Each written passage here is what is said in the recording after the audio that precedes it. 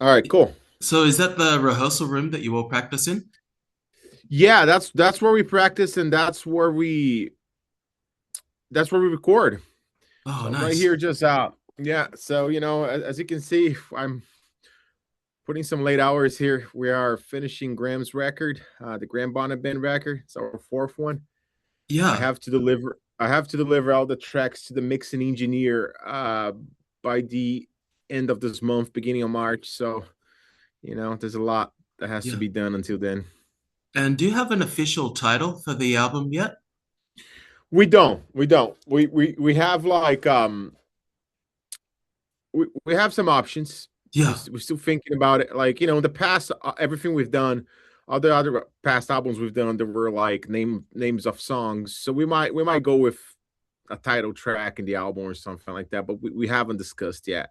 I Oh, mean, we okay. actually have discussed, but we don't really have like an official one yet. So Yeah.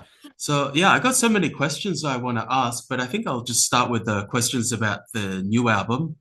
So, what can we expect from this album? Is it similar to the previous albums, or is it maybe different, heavier? What can you tell us about the album?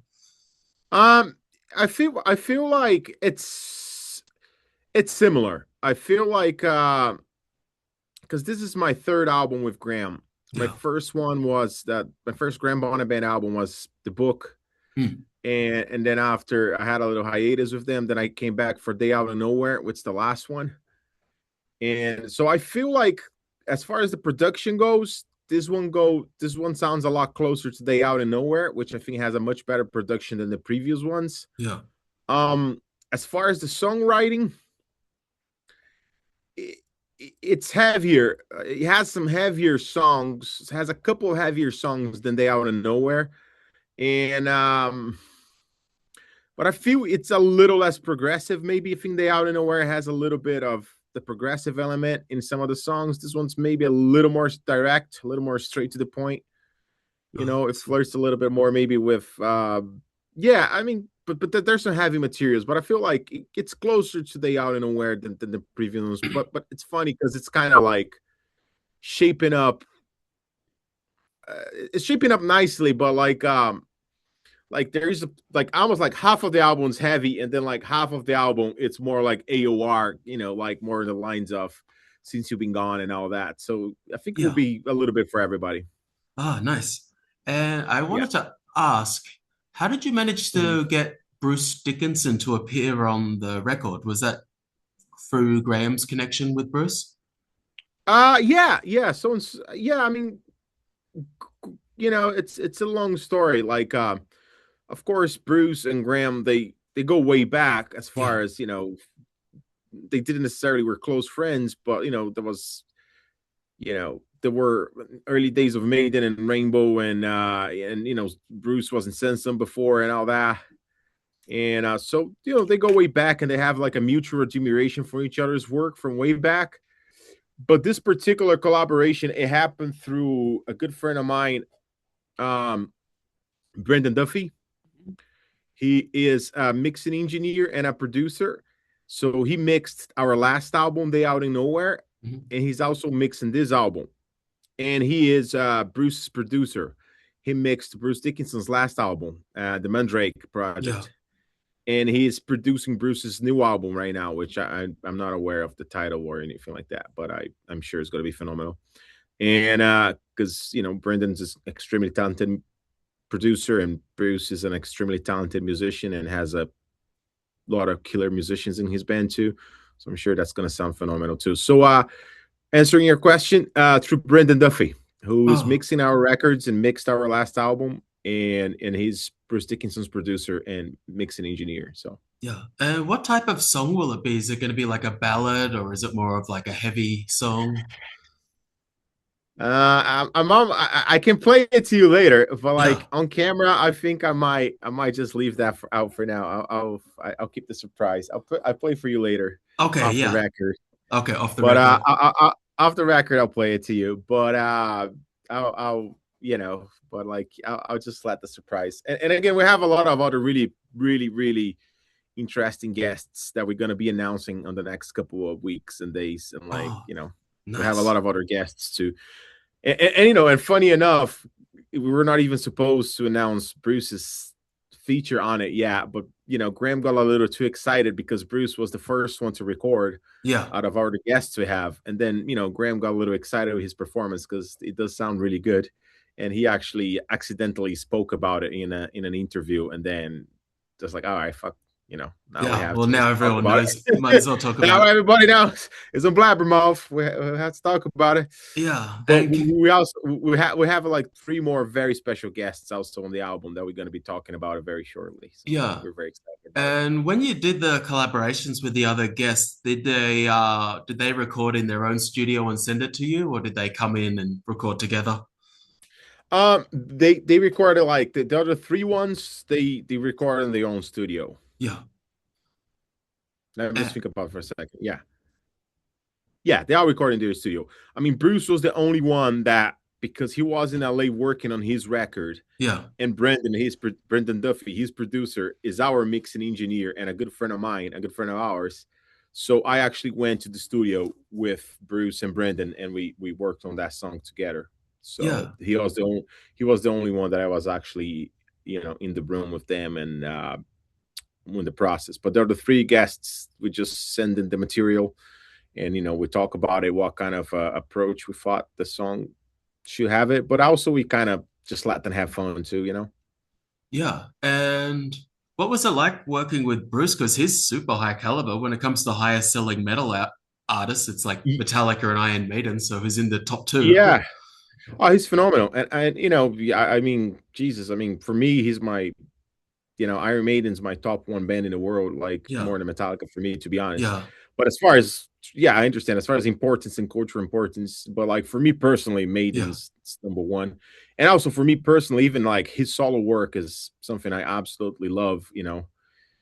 Like I'm a huge fan of his solo work. Like the very first rock and roll concert I ever been in my life was like the tour of Accidental Birth in Yeah. 1997, I think.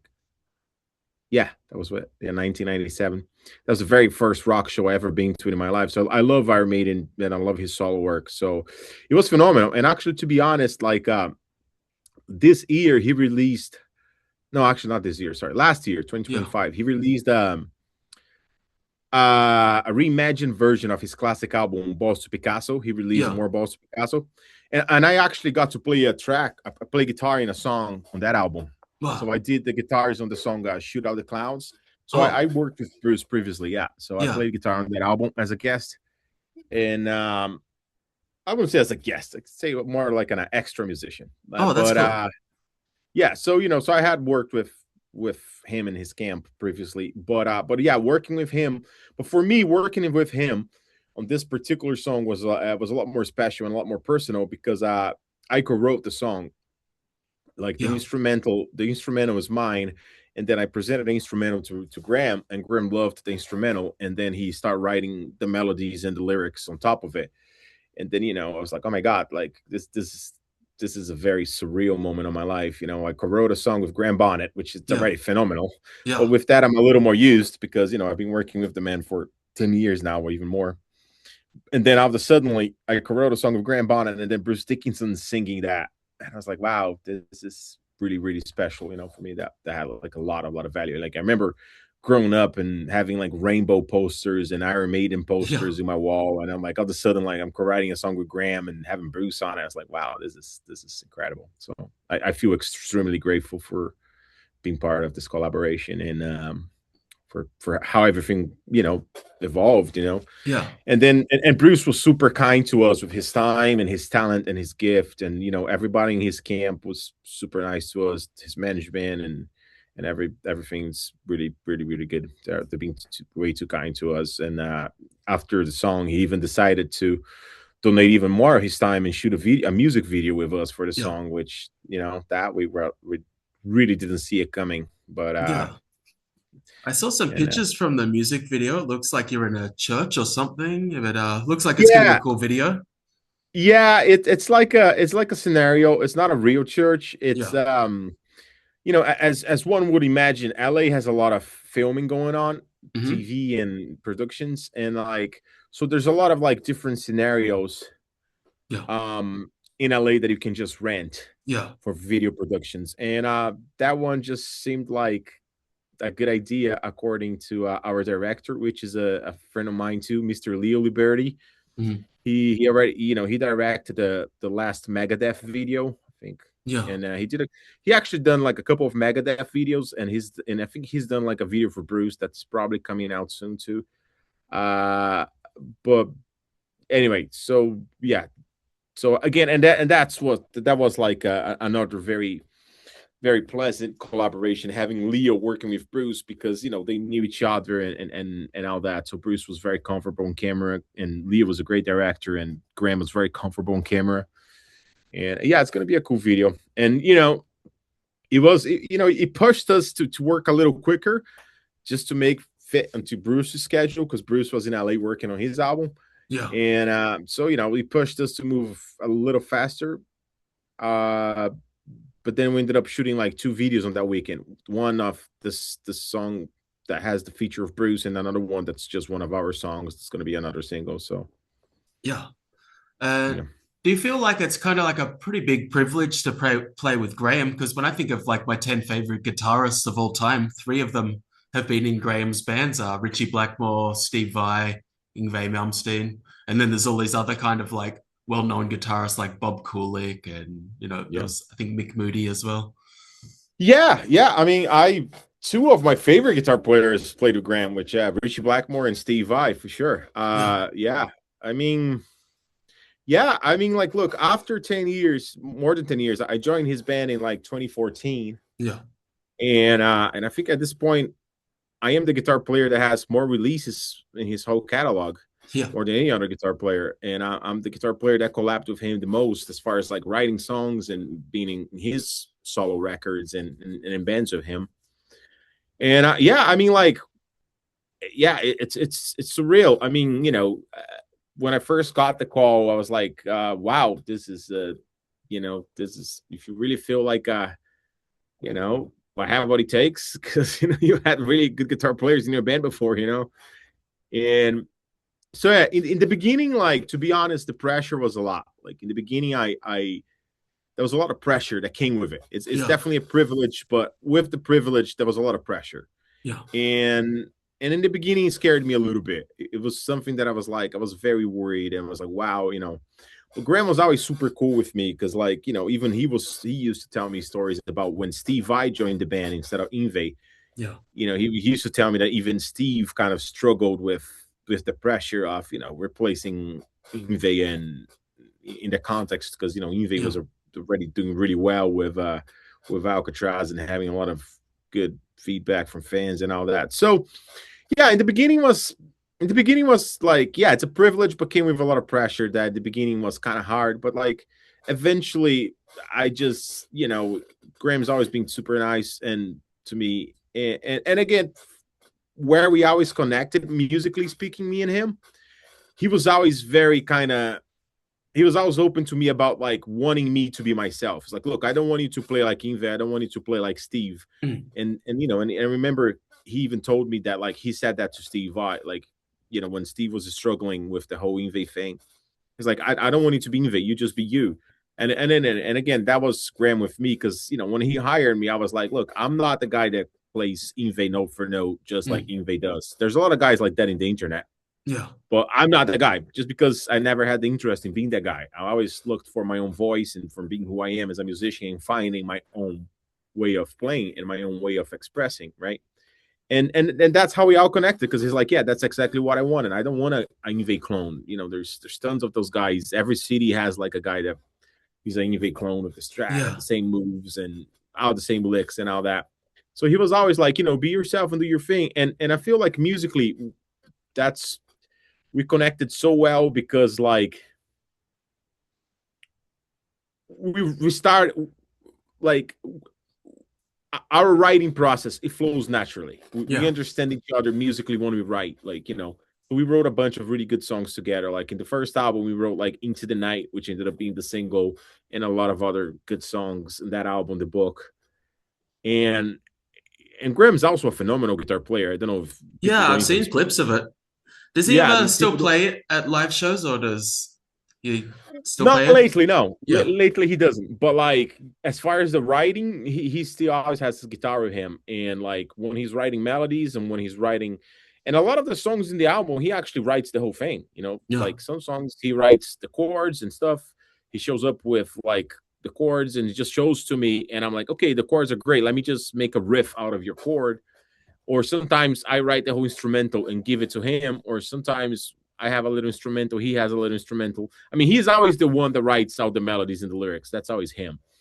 yeah, But as far as the music, lately I think on the last couple two albums, most of the music's being mine. But he's also has songs like full songs where he has the chord progression, the riffs, the lyrics, and all that. He's a great songwriter, very, very, very good songwriter, and that's how we connected. Like that's how we bonded, just writing songs together. yeah. I've always said this idea that I think would be really cool. Have you ever thought about doing like a tour documentary with Graham? Because I kind of think it's quite interesting. He's like 79, but he's still performing at a high level. And I think it'd be a pretty fascinating documentary, even for people that don't like rock music. They might appreciate it. As a matter of fact, we actually were working on one. Yeah, Yes, I agree with you 100%.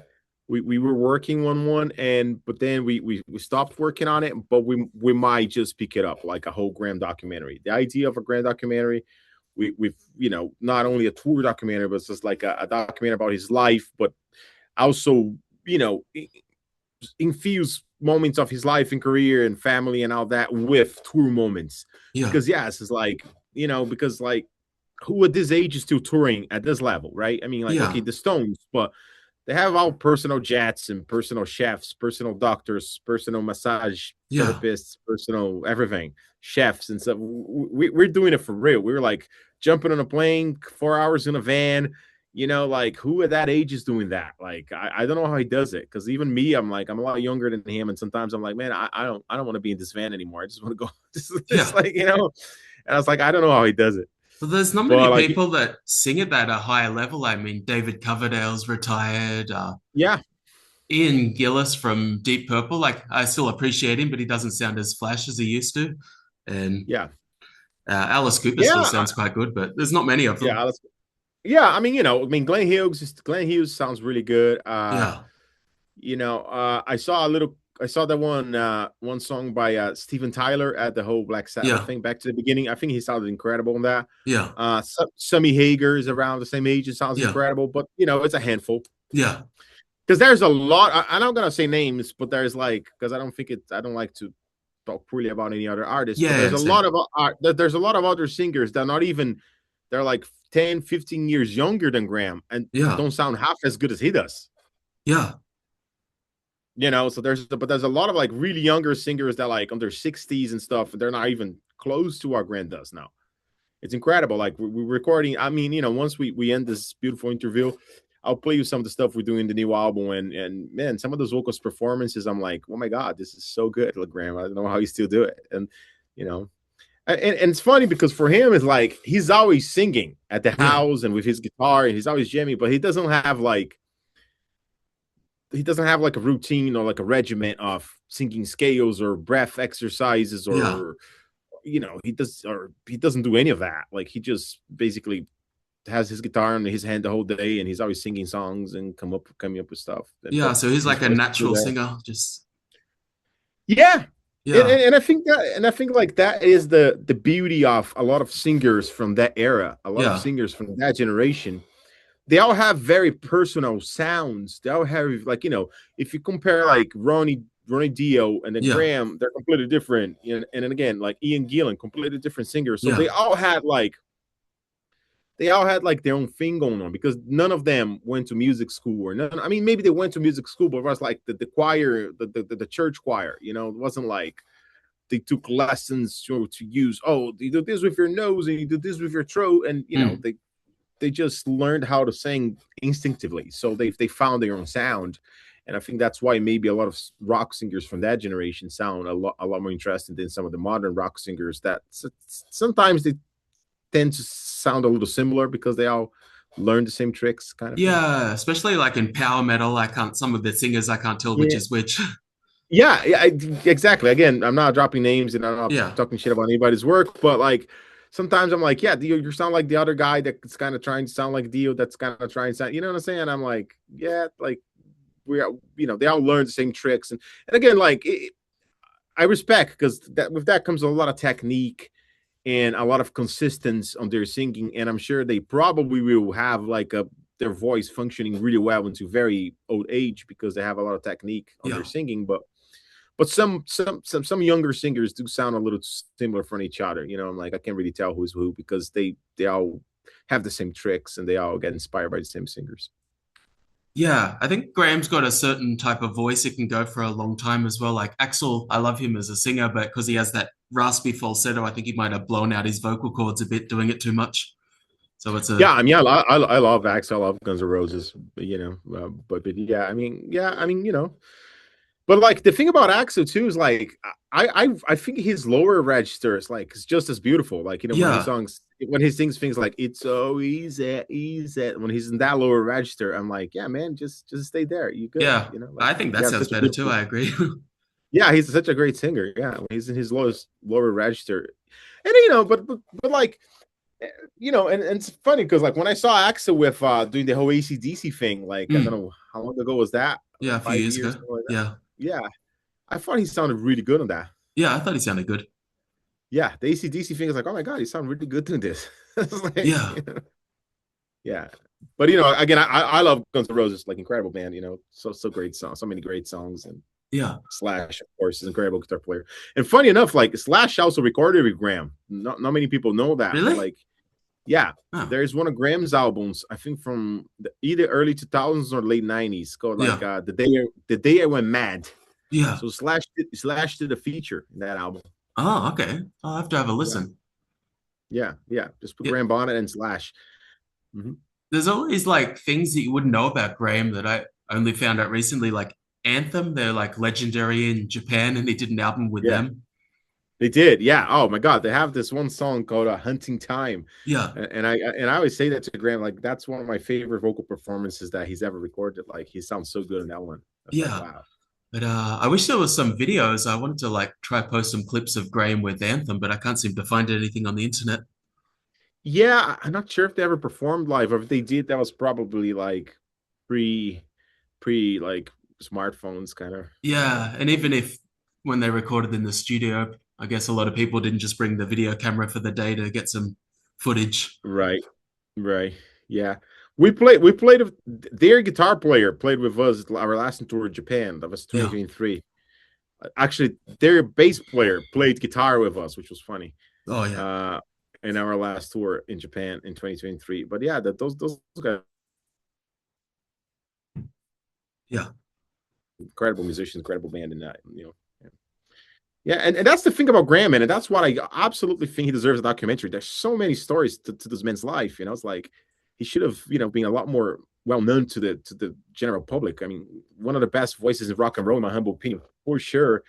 And and the guy did it all. You know what I'm saying? Like Yeah. working with the guys from the Bee Gees, and then recorded with some of the best guitar players in rock and roll history. And had like his solo career before Rainbow, which was very kind of almost disco and folky sometimes and pop and. Yeah, he was like playing on TV with his first band, The Marbles. It was in the 60s, so that was before metal even existed. It was like 3 years before Exactly. Black Sabbath. Yeah. Yeah. Yeah, interesting. So were you born in Brazil?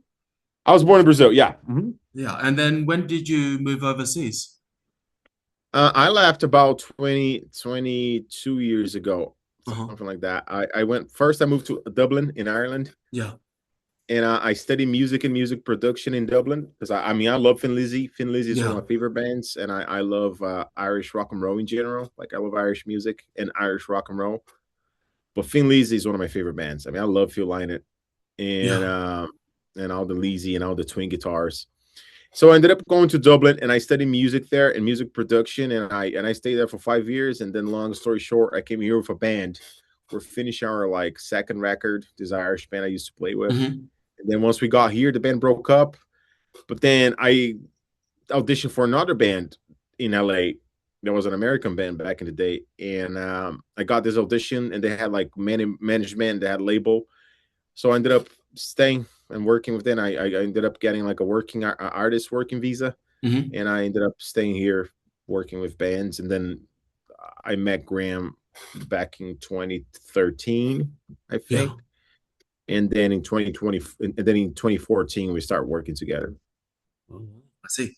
And was it like a difficult struggle at first when you first moved to Dublin and then to America to like make a living as a musician?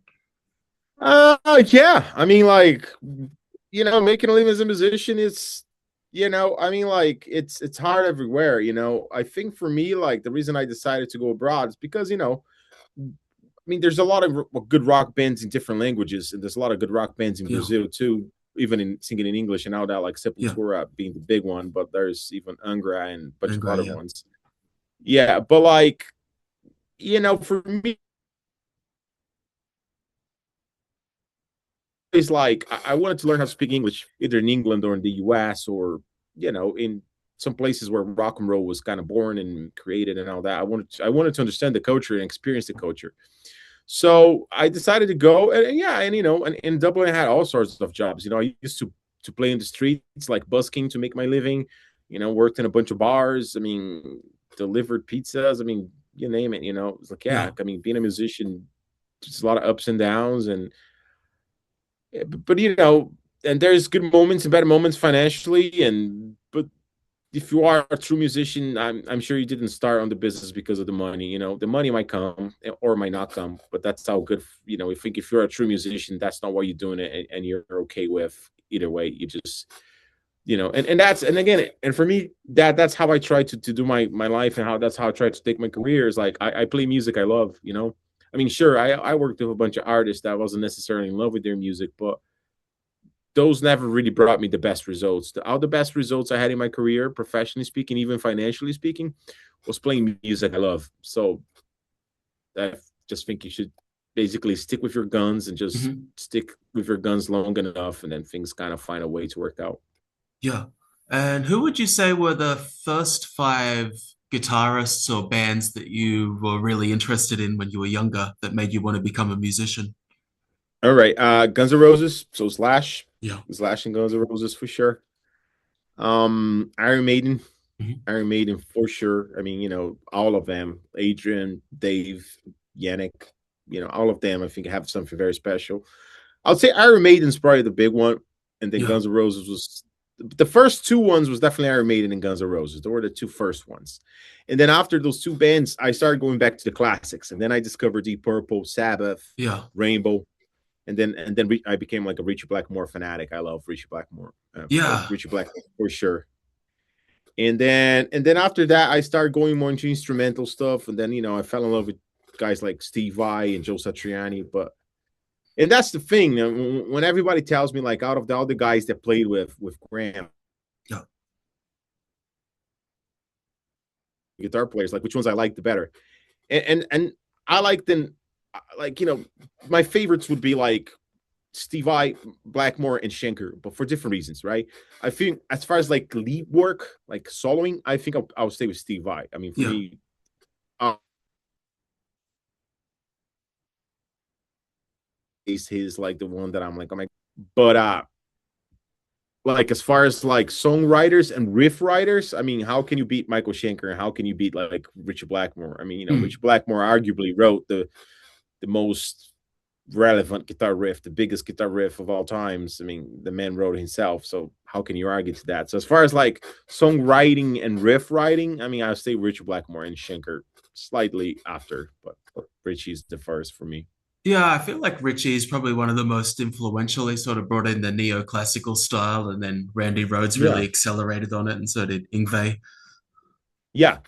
No, I agree with you 100% because for me it's like out of the holy trinity of the early metal bands, right? Like Yeah, Deep Purple and Black Sabbath yeah, and Led Zeppelin. I think like Zeppelin's a little more blues based than all of them, yeah, and it's not quite like hard. It's not quite as heavy as the two other ones, but I feel like there's two sides to metal. There's the Black Sabbath side to metal, and there's the Deep Purple side to metal. yeah, And if you think about like all the melodic metal and all the power metal, it all yeah, came from Deep Purple and yeah, and and Deep Purple and Rainbow, primarily Rainbow. yeah, Because I feel like Richie got a lot more and that's the thing. Like I love reaching Deep Purple, and how can you not? But like I think Richie really found his voice when he started Rainbow. Yeah, I find Rainbows more interesting to listen to. I also like Deep Purple as well, but they've both got their great moments. Yeah, same here. I mean, how I love Deep Purple's early record, but like I feel like, especially at just the songwriting and using different scales and different things and different experimental. I don't know. I think like Richie really found his voice on Rainbow a lot more. Yeah. What kind of equipment do you like to use? What are your favorite guitars and amps that you get your tone with? Yeah, that's a great question. It's funny enough, like all those guys that I mentioned, other than Schenker, they're all like Strat players, Yeah, Stratocaster players. Even Steve I mean, he uses yeah, an Ibanez in a jam, but still like a super Strat. And again, before the Ibanez, Steve used to use a Charvel, which was like mm, a modified Stratocaster. And so I'm a Stratocaster kind of guitar player for sure. Like, yeah, all the guys I like Richie Blackmore, Steve Vai, I mean David Gilmour, Jimi Hendrix, I yeah, mean Adrian Smith, Dave Murray, like all those guys are Strat players. So I obviously gravitate a lot more towards Strat players like Malmsteen so I like Strats. Initially I liked Fender Strats because Fenders are Strats. But right now I'm sponsored by Charvel. yeah. So Nice. I'm a Chevelle artist, and so they've been taking really good care of me. But funny enough, not funny enough actually, just out of curiosity, Chevelle is owned by Fender. So Yeah, basically, Chevelle is it's like a hard rock and heavy metal brand of Fender. So I yeah, use Chevelles right now with Seymour Duncan pickups. And as far as amps, I mean, I'm a traditional guy. I mean, I like Marshalls and Marshall like amps, but I like Marshall. I like a Fender and a Marshall. I Stratocaster with humbucker pickups into a Marshall. That's it. nice. Yeah, sounds like a good rig. Classic. Yeah, but yeah, exactly. I mean, that's the guitar player. I mean, I love Jakey Lee. Out of the Aussie guitar players, I mean, I think Jakey Lee's. I mean, I love Randy too, and I love Zach, but Jakey Lee for me has like a special place in my heart too, because he was Yeah, the guy with the Chevelle and playing to a Marshall amps and all that. So I love his tone and I love his yeah, playing. yeah. I play too, and I find I bought a lot of pedals, but I don't really use You them did enough. cool. I just kind of just use the overdrive on the amp and the guitar, and just kind of keep it simple.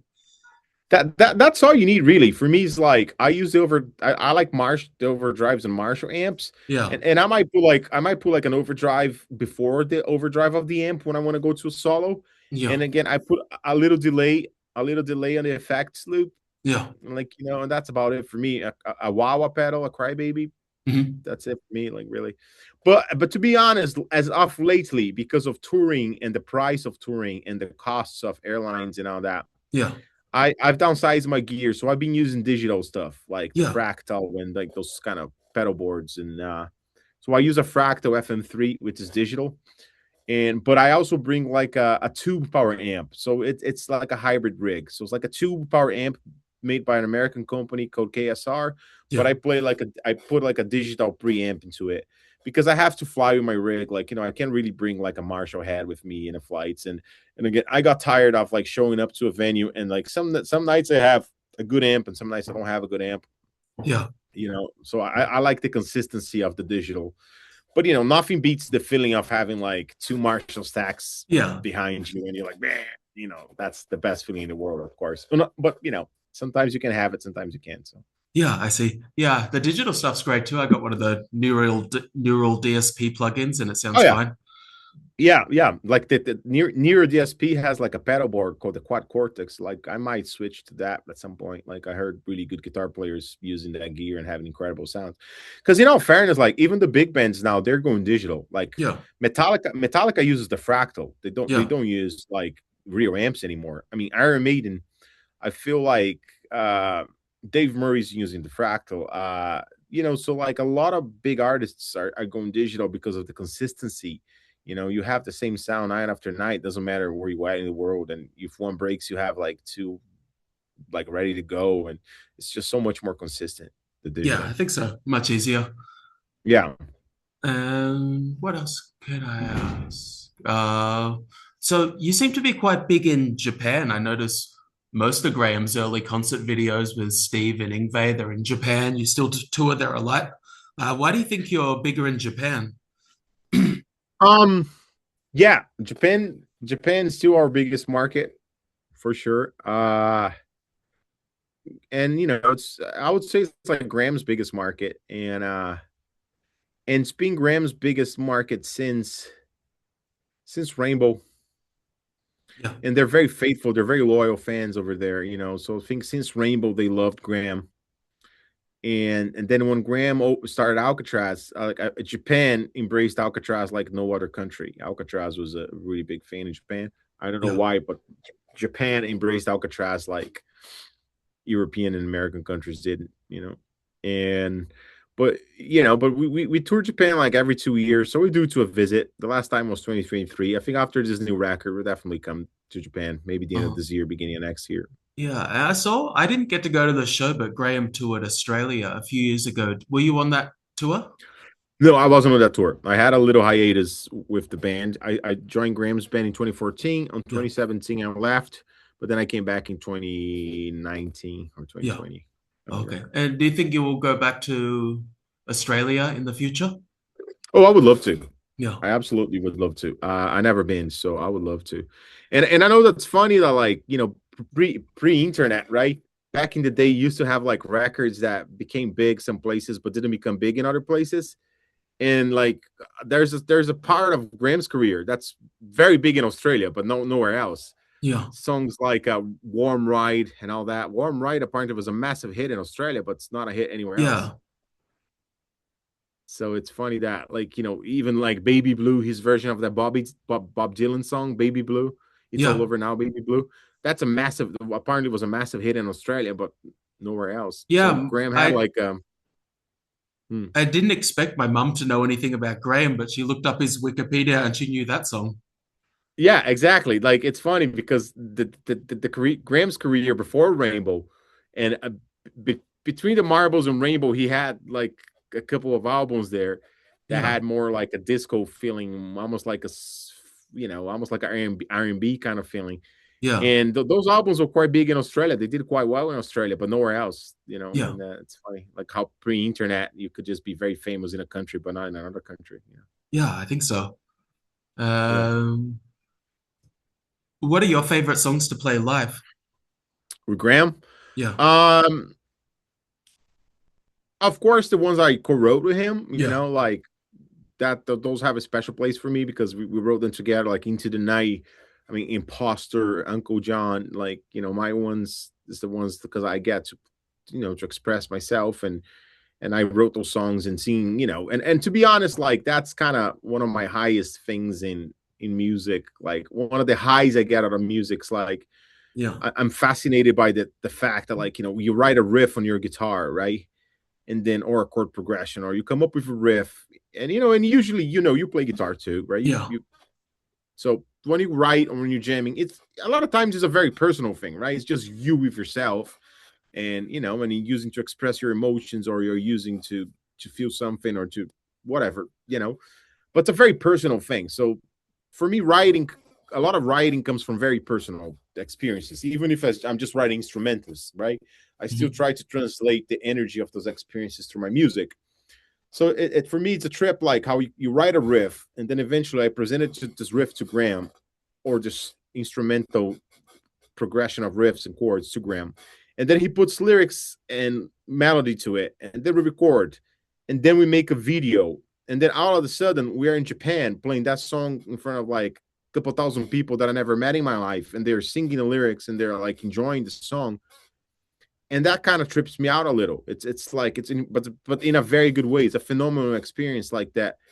That one little idea you had by yourself that came from your mind became a riff, and then eventually became a whole song, and then eventually a video, and then a record, and then all of a sudden like you're in a whole different country, and that people you never met in your life are there just headbanging to it and enjoying that. So my favorite songs are the ones I co-wrote with him for that particular reason. But out of his older catalog, mm, I would say Desert Song is one of my yeah, favorites.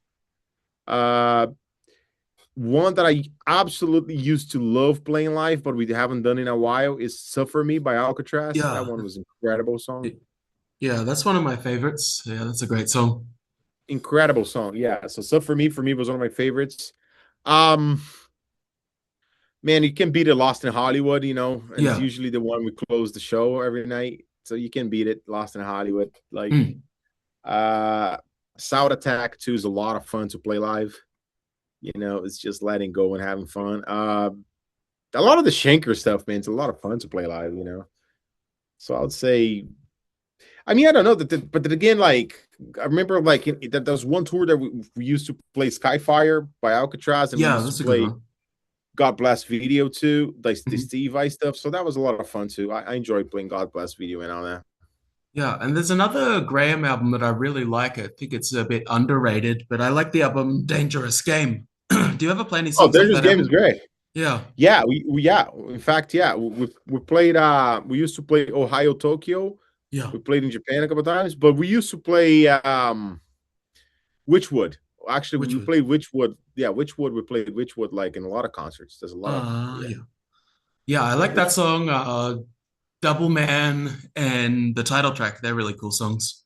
Yeah, we never played those. But I mean, maybe Grant did, but like with Grant from that album, I only did Ohio, Tokyo, and Witchwood. But Witchwood we used to play a lot. It was quite often we used to have Witchwood in the set list. Was Yeah.